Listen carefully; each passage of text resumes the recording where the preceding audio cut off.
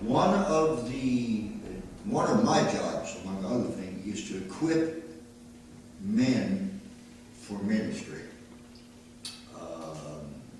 We should be developing our men. First of all of the deacons, all 4 of the deacons, need to be able to teach and preach. All 4 of them.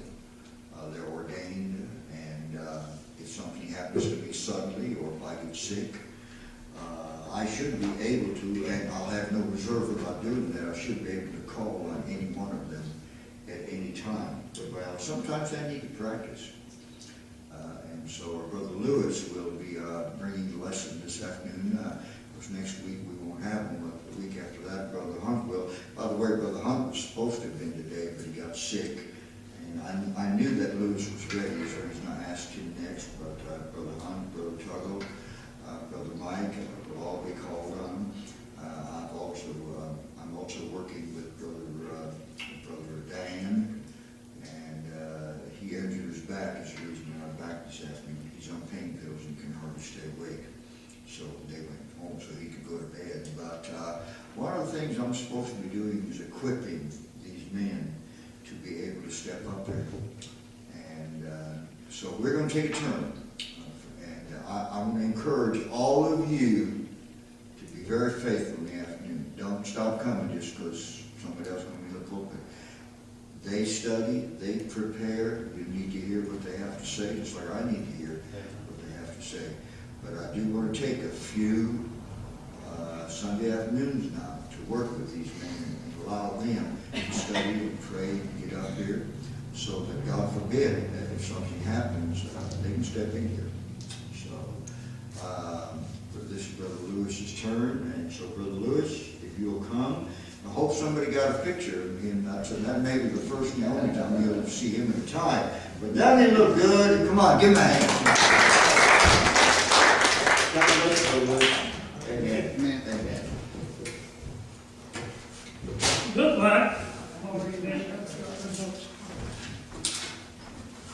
Look like somebody got the word out that I was going to be here up here tonight, this afternoon, and nobody's going to come back. Let's go to Matthew chapter 14. Matthew chapter 14. Brother George went over this in Sunday school here just a few weeks ago, but I have worked on this for about 3 months.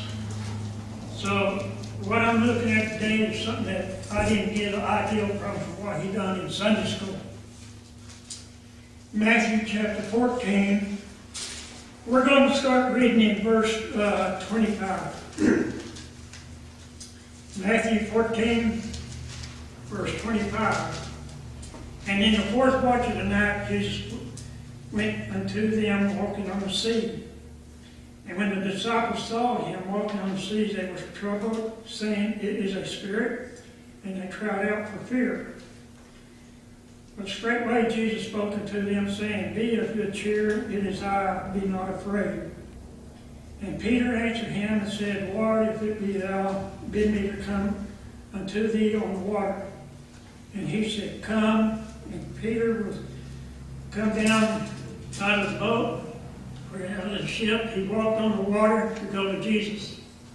But when he saw the wind was boisterous, he was afraid and began to sink. He cried, saying, Lord, save me. And immediately Jesus stretched forth his hand, he caught him, and said unto him, O thou of little faith, wherefore didst thou doubt? And when they were come into the ship, the wind ceased. Then they that was in the ship came and worshipped him, saying, Of a truth thou art the Son of God. In the passage we just read, we've seen 3 miracles. And we're going to look at some of the miracles, but let's look at first.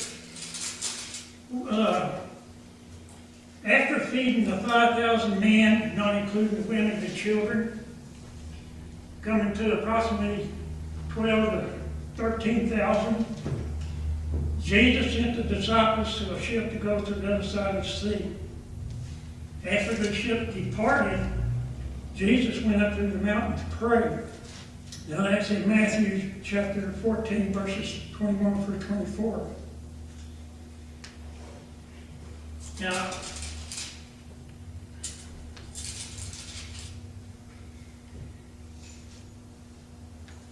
the first miracle that we seen here was Jesus walking on the water.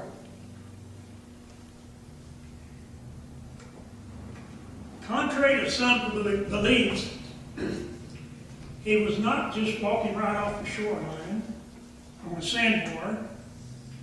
He was not walking on a deal of rocks just under the water.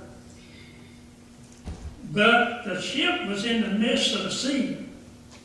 So it was out in the water enough where he could not have this type of stuff holding him up. He walked on water simply because of this, that he is the Son of God and he had the power to do so.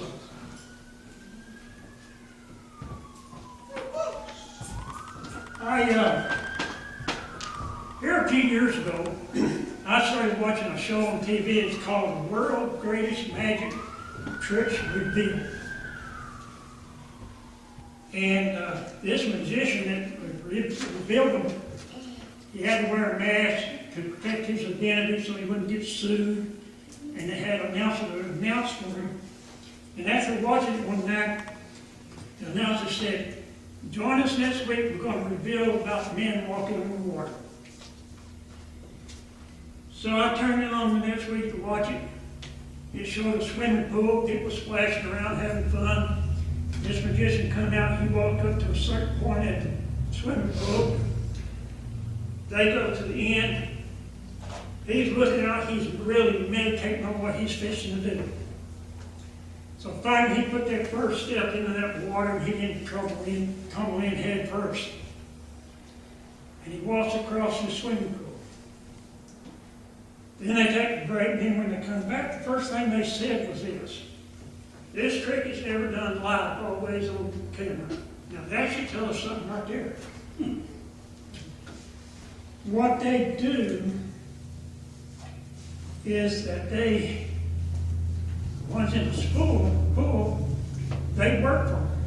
So they went out to this certain point and they put up plexiglass tables just under the water, and they always kept their camera at an angle where you couldn't see them.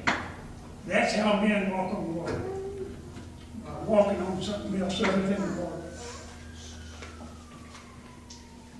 Now, in verse 26, it said,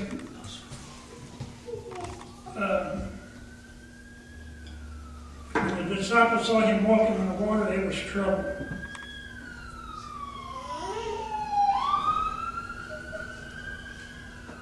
And they said it was a spirit.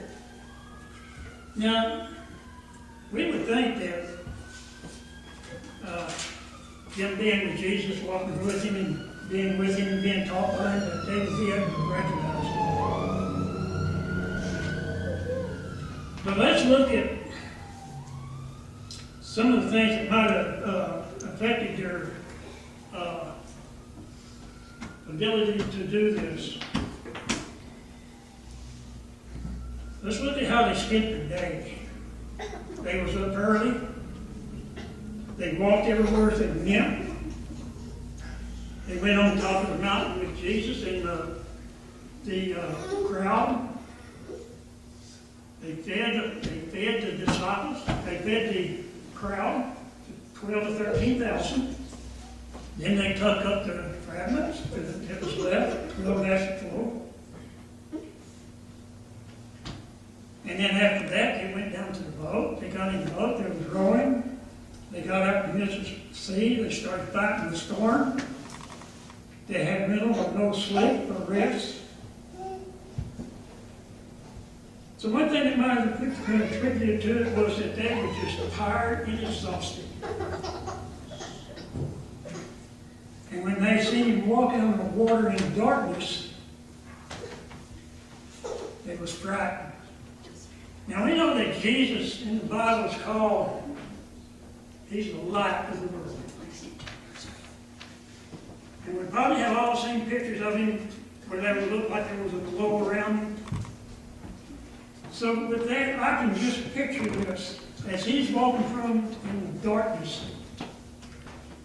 there's that little light shining around him. And being tired and exhausted, they was frightened. When we get tired and exhausted, our mind can play some pretty mean tricks on us.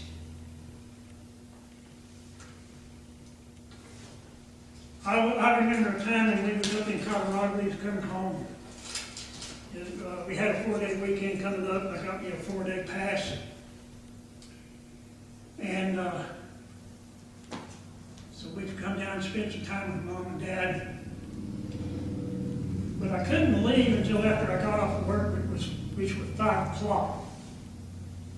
By the time I got home, got cleaned up, dressed, loaded the car, got everything ready, we didn't leave Colorado Springs until probably about 6:30 to 6:45, which put us up in the panhandles of Texas,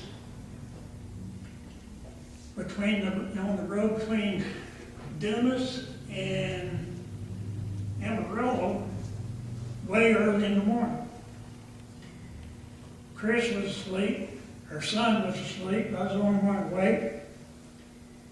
I rolled down my window, tried to get air blowing in on me, I turned up the radio, tried to keep me awake.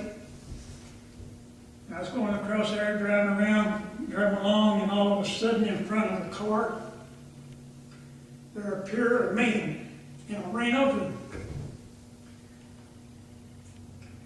And I hit my brakes, and it woke up Chris. She asked me, "What's going on?" I told her what happened. We turned around, went back, turned around, come back real slow looking for him. And he wasn't there. He never was there. I seen him because I was tired and exhausted. So knowing this, I can pretty well understand why the disciples did not really recognize him being so tired and exhausted.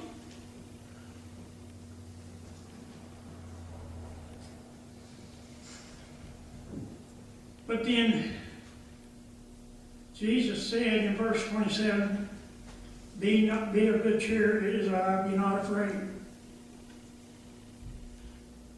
There are times in our life when we need to hear that from Jesus.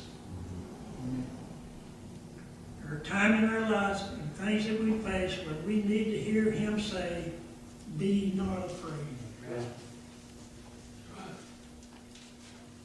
In the Bible, it is said that there are 365 verses containing that word, that phrase, be not afraid. That's one for every day of the year, except on leap year.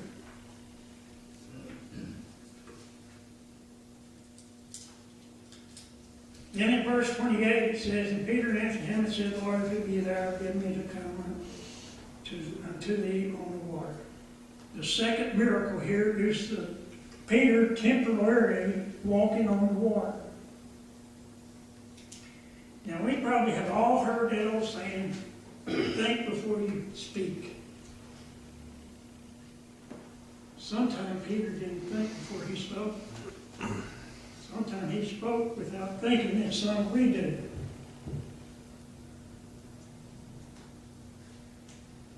Jesus at one point said that the disciples would deny him. Remember what Peter said? Lord, I would never deny you. Jesus told Peter, before the cock crows, you'll deny me twice, 3 times. And it came to pass. At the Last Supper, when they were sitting there, Jesus said there was one there that would betray him. Peter was one of the first ones saying, Lord, is it I? So he often spoke without thinking, as we often do too. And Peter was still not sure that it was was the Lord that he was talking to, because he looked at that, he said, if it be thou, let me come unto you. Let me walk on the water to you. In verse 29, Jesus said, come. And Peter was come down out of the ship. He walked on the water toward Jesus. Now, we do not know how far Peter actually walked on the water. It doesn't tell us. So as we read this, we read verse 30 there, when he saw the wind blowing, he was afraid and took his eyes off of Jesus, and what happened? He began to sink.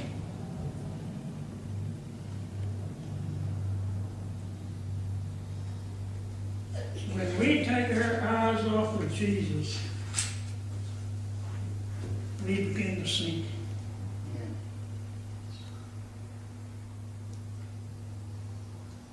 When a nation takes their eyes off the Lord, it begins to sink. In 2 Kings and 2 Chronicles, they tell it records some of the history of some of the kings of Judah and Jerusalem, starting with David and going through his lineage.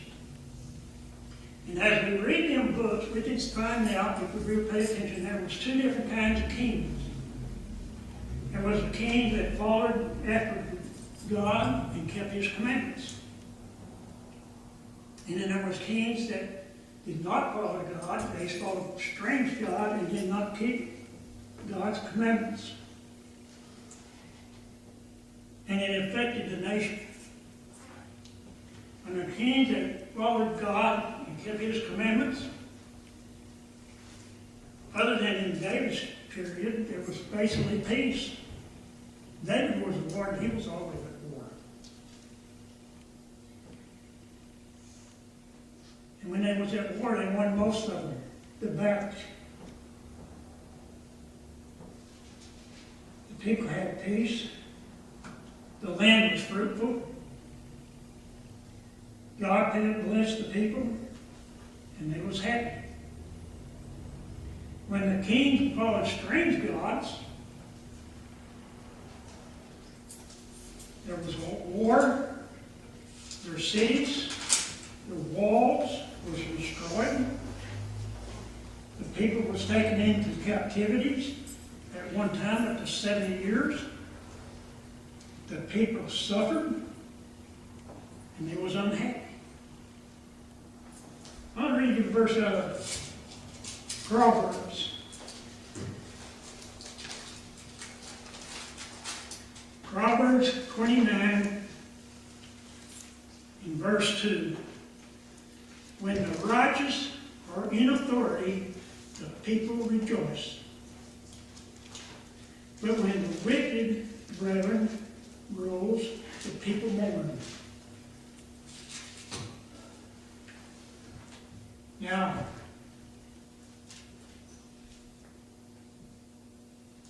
when a nation takes its eyes off of people, off of God, God will not hold back his wrath. Brother Jordan talked about the wrath of God this morning. So let's look at it. Let's look at some of the things that didn't happen in our own nation here lately. We are seeing more and more floods in places that we never had floods before. During this last spring, there was a lot of flooding going on. There was people who lived there all their life. It was up in their ages. They said they have never seen flooding in an area like that. We see more and more tornadoes. Not just in the tornado belt that we live in, but in different areas. Areas that are not used to tornadoes. We are seeing more and more earthquakes in various places, places that never had tornadoes before, earthquakes before. And in the Bible it tells us one of the things that is is the sign of the second coming of Christ is various earthquakes in places that haven't been before. Our crime rate is up.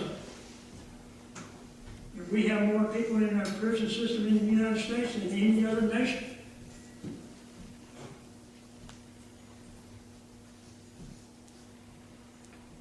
So we got an election coming up. Look at some of the things that Brother George brought it out this morning, some of the things that have been happening in this nation over the last few years. Our leaders have been trying to take God out of our daily lives. They're constantly fighting the battle, the Congress and the legislators there to take in God we trust off of our money system. They're turning this nation, they're trying to turn this nation away from God. As Brother George said this morning, they're taking away the Ten Commandments off of federal, and they're trying to force state buildings to take the Ten Commandments out of their away from their buildings.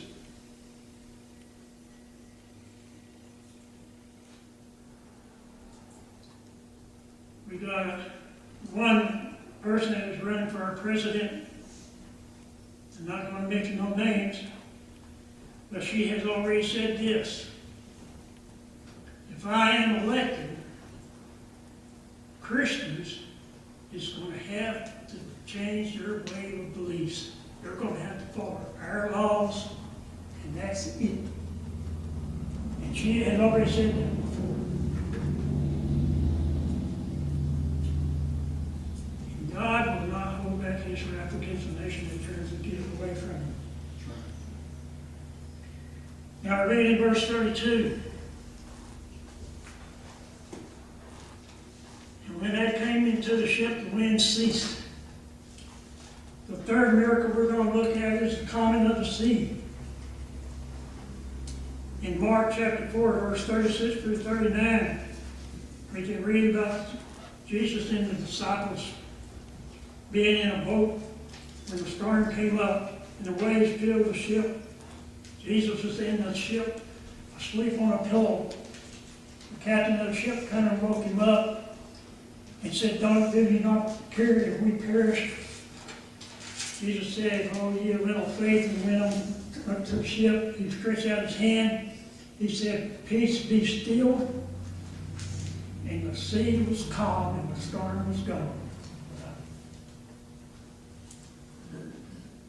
We can go back to the Old Testament, Jonah. When he was told to go to Nineveh to preach to that wicked city. And instead he left and he went to catch a boat to go to Jonah. And when they was out on the sea, a storm came up. A storm so bad that even the most experienced sailors there on that boat was afraid for their lives. After fighting it for a while, they decided to cast lots to see who brought this storm upon them. And the lots fell on Jonah. The captain went down and woke him up. "What have you done to bring this on us, and what should we do?" And Jonah said at that time, "Throw me overboard." The captain said, "Not yet." They kept fighting. Finally, they went and got Jonah. And as soon as they threw him overboard, the sea was calm and the storm was gone. I'm going to read a verse out of Psalms. Chapter 89. 89 and verse 9. Now let's go look at verse 8. O Lord God of hosts, who is a strong Lord unto thee, or to thy faithfulness round about thee. Thou rulest the raging of the sea, and the waves thereof rise, thou stillest them. Jesus was able to calm the storms, the sea, because he is the Son of God. God made the seas. He has rule over everything that he made. He created us. He had rule over us. Let me tell you something about this. We as Christians, contrary to some people who believe, we still go through storms in our life. I had a cousin one time, and shortly after I was saved and was in church, and talked to him. He used to be at one time too, and something happened, he quit. I said, you ain't got nothing to worry about. You're a Christian, you're going to church all the time. We still have storms. We still get sick. We still go to the hospital. We still have operations. We still lose loved ones. We still have trouble in other areas of our lives. Some of us may have trouble making ends meet. Some of us may have trouble in our personal life that we may not want to discuss. But we're not immune to storms in our life. The thing with us is that we know when we go through them, we have somebody that will help us get us through. And there may be a reason that we have these storms. We can look at Job. Job didn't have no storm in his life until Satan went to God and said, remove the hedges, let me tempt you. You'll curse him. God didn't do it. The devil took almost everything Job had except his own life. And Job never got away from God. And he went, it's all through Job prospered, was multiplied 100% more than what he had. And he was rich at that time. For a man in that time, he was rich. So when we go through these storms, we depend on the Lord to help us bring us through. We keep our eye on Him.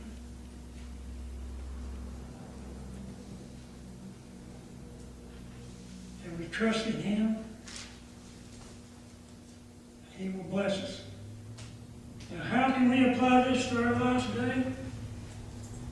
Follow God at will in our life. Keep faithful. Keep faithful to going to church. Keep faithful to Him. Read the Bible daily. Pray daily. And when the storms come up in our life, keep our eyes on Jesus. How many times have there been a situation in a place where, such as Brother George mentioned, bumper-to-bumper traffic? And then there'd be something going on off to one side. Maybe a police officer has somebody pulled over. Maybe there's some other distraction over there, and we take our eyes off the road and we start watching what's going on over here. And if we watch it too long, before we know it, somebody in front of us hitting the brakes and we run into the back end of it. We should have been keeping our eyes on what was in front of us instead of what was off to the side of us. And when we go through these storms, we need to keep our eyes on the one that's going to bring us through them instead of the storm itself.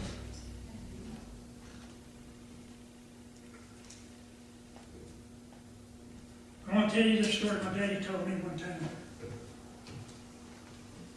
It has something to do with this in a way. When he was a young kid, there was a traveling tent revival come around. Sunday morning, him and his family went to it. Preacher started. Then the preacher said this, come back this afternoon services. We're going to have our service down by the river. I'm going to preach on Jesus walking across the water. And then after that, I'm going to walk across the river. Everybody, wow. So they went home, him and his brother, about 7 or 8 of them changed clothes, went out and went running around like they always did. On Sunday, that's the only day they didn't have to pull cotton. And they got down by the river. And there was a lot of commotion moving around going on down there by the river, and they started watching what was going on. And this preacher and his people traveled around with him, setting up tents and chairs and stuff like that. So finally, they all left.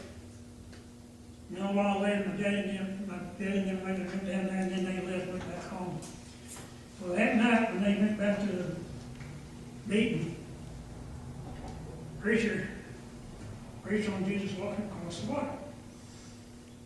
So when he got finished, he pulled off his shoes, rolled up his pants leg, and he went up to a certain part of the river, and he put his foot in, and it didn't come a wind. So he kept walking across there. When he got about halfway out into the river, he fell in. You know, Paul Harvey used to say the rest of the story. When Dad and them found out, they were putting rocks across just under the water for him to walk on. So when they left, him and his brother went down and removed a few of the rocks.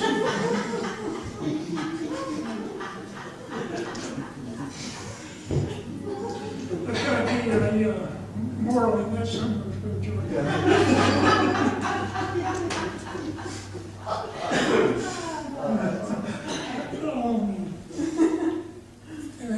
Well, I just want to thank you for the opportunity to stand up here. Unfortunately, I'm saddened for the situation because of Brother Hunt and Miss Hunt being sick and not being able to be here. But thank you for being here this afternoon. Thank you for listening. And I hope it was a blessing. Amen. I believe it was. You would have to know Utah Whiteley to know that, boy, that's exactly what he would do. Matter of fact, I'm surprised he didn't move all the rocks. All right. You know, we see in our history what he brought out, that when people are godly, things just go better. Everything. And when they're not, then you got negative consequences. And also, while he was talking about the miracles, I was thinking, Jesus said, all power is given unto me in heaven and on earth. And hey, keep the faith. Keep the faith. We have the book. We know how it's going to end. Brother Lewis, thank you. Did a good job. I appreciate it. I want y'all to be faithful. I'm going to give all of our deacons, and then there's 1 or 2 others that I've asked that we want to give them a chance to develop.